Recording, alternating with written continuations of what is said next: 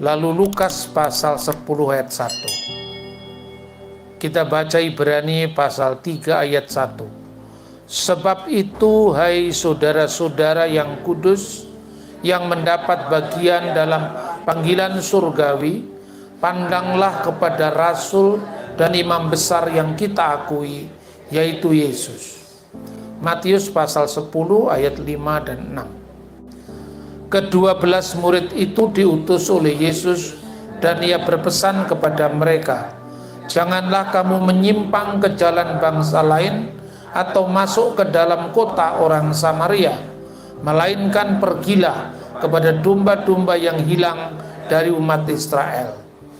Lukas 10 ayat 1. Kemudian daripada itu Tuhan menunjuk 70 murid yang lain, lalu mengutus mereka berdua-dua mendahuluinya ke setiap kota dan tempat yang hendak dikunjunginya. Amin. Saudara-saudara yang terkasih di dalam Tuhan, di dalam Ibrani pasal 3 ayat 1 itu Yesus disebut rasul dan imam besar yang kita akui. Lalu di dalam Matius dan Lukas yang kita kutip tadi, Yesus yang disebut rasul itu mengutus 12 rasul dan 70 murid. Nah, tanpa memahami konteks, akar budaya dan sejarah Israel, kita akan kadang-kadang bingung. Pertama, ketika iman Kristen banyak diteror oleh saudara-saudara polemikus Muslim yang mengukur iman Kristen dari ukuran mereka, dan kita mau-mau saja meladeninya, padahal kita tidak tahu perbedaan konteks antara dua agama yang sangat berbeda. Memang sama-sama ada nabi, sama-sama ada rasul, tapi maknanya berbeda. Definisi saja belum sama, bagaimana kita mau menyamanyamakan dalam sebuah perdebatan. Akhirnya kekristenan terus menjadi bahan bulian. Yesus itu kan rasul, dipahami secara Islam. Masa rasul kok mengutus rasul? Ya kan? Padahal konteksnya ini mesti kita paham dulu. Rasul dan nabi dalam Islam, meskipun sama-sama memakai istilah yang seakar dari bahasa Ibrani dan Arab, namun maknanya jauh berbeda. Sama-sama memakai kata Alkitab, Injil, Taurat, tapi maknanya berbeda. Yahudi dan Kristen, sekalipun pada akhirnya kesimpulannya berbeda. Kesimpulan dalam apa? Dalam penggenapan nubuat-nubuat Taurat dan kitab para nabi. Kita orang Kristen percaya bahwa semuanya sudah fulfillment, sudah genap, digenapi di dalam Yesus Kristus sebagai Yeshua HaMashiach, sang penyelamat itu. Tapi Yahudi masih menunggu Mesias mereka. Namun istilah-istilah, paham pewahjuan, kitab yang dijadikan rujukan sama, yaitu Perjanjian Lama. Sementara Islam tidak. Islam mengenal yang namanya Taurat, tapi bukan Taurat yang kita miliki ini. Taurat yang kita miliki ini dari kitab Bereshit, Elishemot, Wayikra, Bamidbar, sampai Elehadivarim. Kitab Kejadian, Keluaran, Imamat, Bilangan, Ulangan, itu sama dengan Tauratnya Yahudi. Begitu juga kitab nabi-nabi. Seluruh perjanjian lama Kristen itu kitab Tanakh-nya Yahudi. Tanakh itu singkatan dari Torah, Nevim, Ketubim. Hanya penggenapannya yang orang Yahudi menolaknya dalam Yesus. Karena itu mereka menolak perjanjian baru. Tapi perjanjian lamanya sama. Kalau Islam definisi wahyunya beda.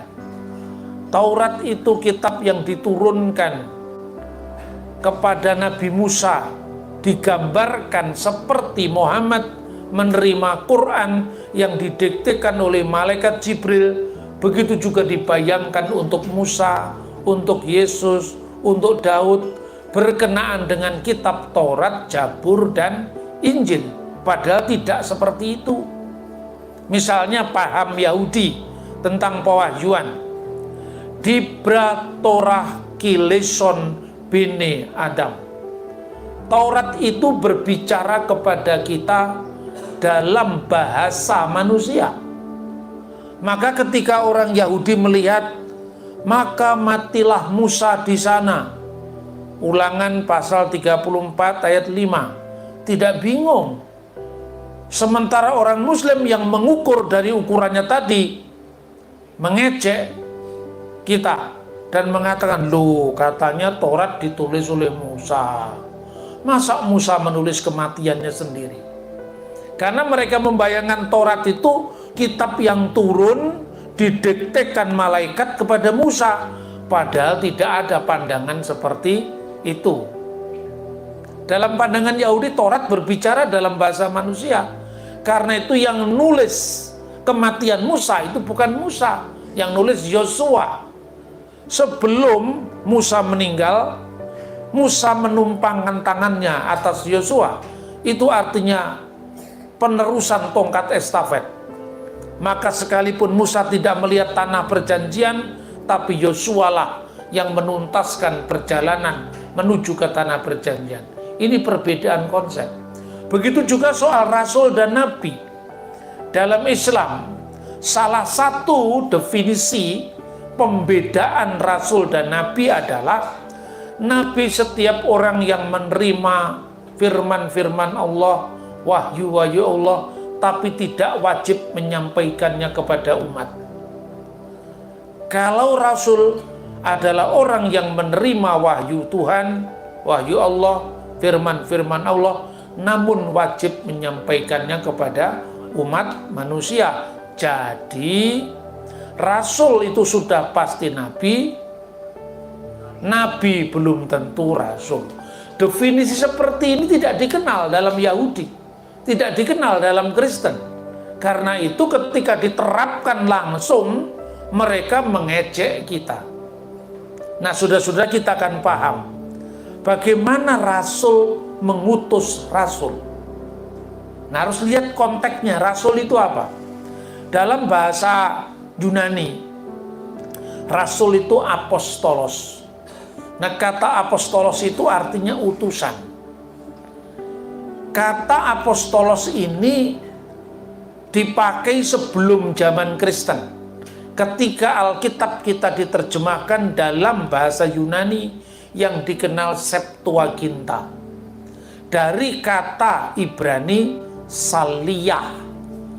Makanya kalau kisah para rasul itu bahasa Ibraninya Sefer Maase Haselihim, kitab perbuatan dari rasul-rasul. Selah bahasa Aram, Salehim, itu maknanya apa? Maknanya adalah utusan, sama dengan istilah Arab utusan.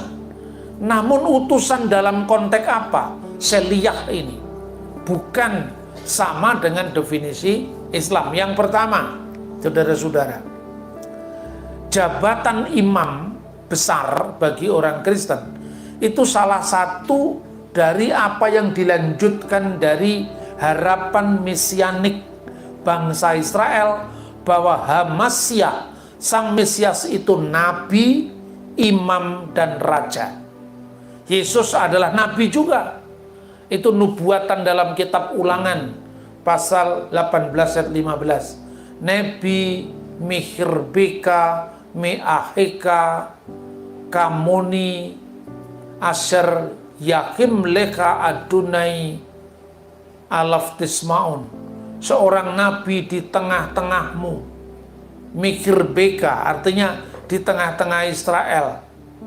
Meaheka di antara saudaramu, di antara saudara-saudara 12 suku Israel tadi. Musa lahir dari suku Lewi, Yesus lahir dari suku Yehuda. Yang seperti aku, Yahim leka Adonai, akan dibangkitkan oleh Tuhan Elohenu Allah kita. Hendaklah yang kamu dengarkan.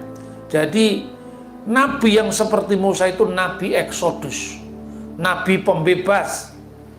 Musa membebaskan Israel dari penindasan di tanah Mesir. Yesus membebaskan seluruh umat manusia dari perbudakan dosa-dosa. Itu maknanya Mesias sebagai nabi. Yang kedua, Mesias sebagai raja, raja yang kekal. Disebut dalam bahasa Aramaik Malka Mesiha.